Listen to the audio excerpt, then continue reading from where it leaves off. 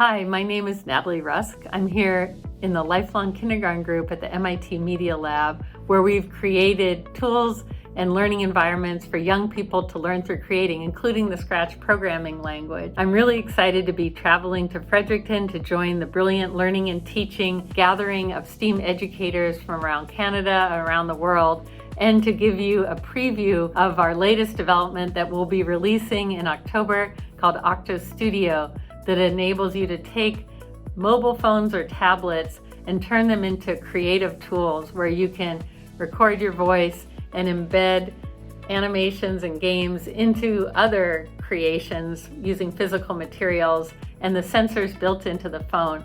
And this new Octo Studio doesn't require any access to the internet. I'm really looking forward to meeting you, learning from you, and sharing what we've been learning from young people and educators from around the world. Hope to see you there.